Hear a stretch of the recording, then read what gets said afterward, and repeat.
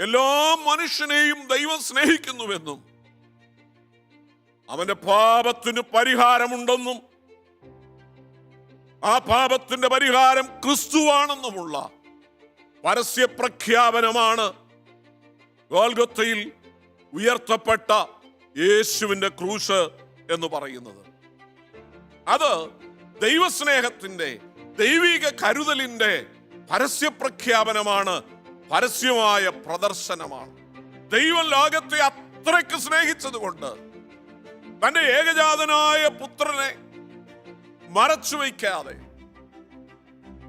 നമുക്കെല്ലാവർക്കും വേണ്ടി ഏൽപ്പിച്ചു തരുവാനായിട്ട് ഇടയായി തീർന്നു. God shared his only begotten son.